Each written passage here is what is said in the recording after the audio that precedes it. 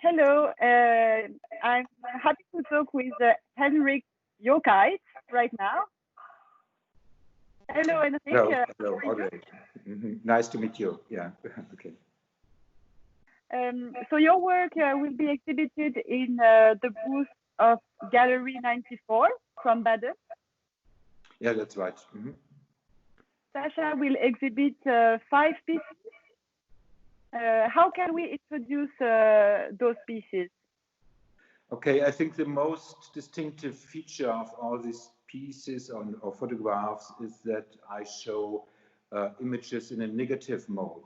A negative mode means that we have inverted contrast ratios in the image. So black is white and white is black. This is a reference to the beginning of photography with Talbot especially, and it goes back to the very first picture in photography. And if we think back to the epochs of analog photography, then the positive image is a negative of a negative. So the first image with a high indexicality, where photons change the silver oxide layer in the film. This has a close relation to the object. This is one aspect of this negative imaging mode. Another aspect is that I'm a neuroscientist, and I studied the visual system of humans and cats. And what I've learned is that as a visual system is a system that is very quickly borrowed by redundancy. So if we live in a world where every day we have billions of images every day, and so what can we do in order to encourage subjects, brains, to look closer to images? One way is to make it different, and this negative mode is a physiological mode of vision, because if you look for a period of maybe 2 minutes on an image, and then you change the gaze onto a white wall, what you see is an after image, and not only one after image, we have several after images. So the negative is also, it's not only a historical photographical reference, it is also a reference to our visual physiological system. And what I've learned, and this was a long process, is that the negative brings darkness into the light, and light has a different meaning regarding our visual attention. So our attention always looks on the light, on the white side. And so I think it is a way to make ordinary things to present ordinary things in an extraordinary way. And one last sentence regarding this negativity. Nowadays, we live in a world that is dominated by positive thinking, by positive psychology, by positive counseling, and so on. These tendencies try to overcome negativity in our life, but negativity in our life is so important, and there's no longer a meaning of positivity in the absence of negativity. So I think in the tradition of Plato, in the tradition of Hegel, in the tradition of the negative dialectics by Adorno, I think we have to recognize the meaning and the worlds of negativity in thinking.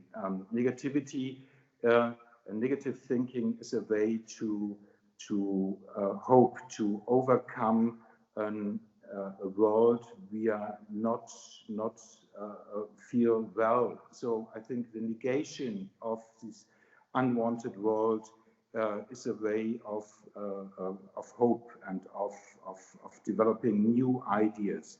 So that's the point.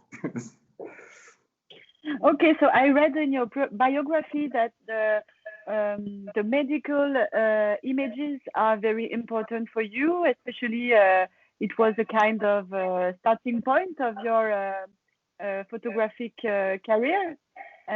What is your how those kind of images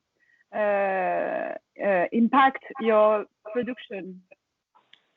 So I'm very familiar, especially with brain imaging techniques, and since the beginning of X-ray by Konrad Röntgen, we have a negative image mode that dominates the medical imaging still until the present. If we look at MRI scans, if we look at CT scans, at ultrasonic images, and so on, they all are lookalikes of negatives. It is interesting because in this field of medical imaging, we have no real counterpart, and therefore it is an arbitrary cultural canon to show these images in a negative way, because there's no conflict and there's no friction between our perception and these images. In my photography, this was in a certain way a starting point in two aspects. One aspect was that a close friend of mine was diagnosed with a very severe diagnosis based on a single brain image, and this was a starting point for me to think in depth about the meaning of images and the consequences of images. And then I started and took a camera and started my first projects more than 15 years ago.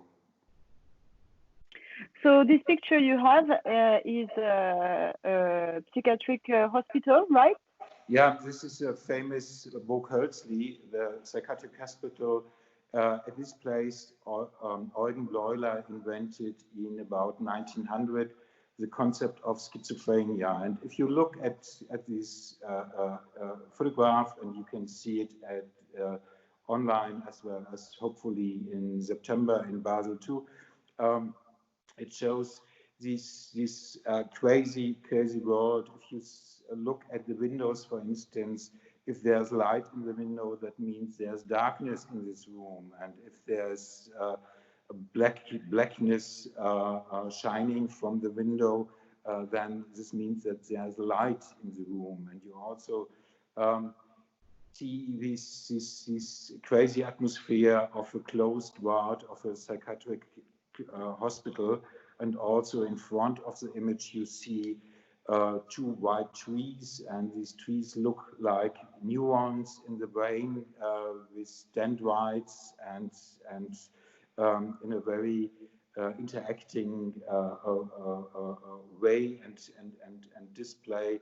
So all this is related to this background of medical imaging on the one hand side, this way of rethinking about images, about ideas, as well as, and also this historic relation, because at the same time, Sigmund Freud in Vienna invented the concept of libido, a completely different concept compared with the concept of schizophrenia invented in Zurich in the Zwinglianian, Protestantinian religious Zurich compared with the Catholic and very monarchic society of Vienna in this time. So it is an historical as well as psychiatry critical excursus that relates this disorder also into the field of neuroscience as well as perceptual irritation. So there are many layers related to this image. Yes, it's a very deep research exploration about vision and perception, and how you translate your kind of reality in these negative pictures. Okay. Thank you so much, Hennric, and we look forward to see your works in Galerie 94 booth. Okay. Thank you very much, Audrey. It was a pleasure to talk. Thank you. Goodbye. Thank you. Bye-bye.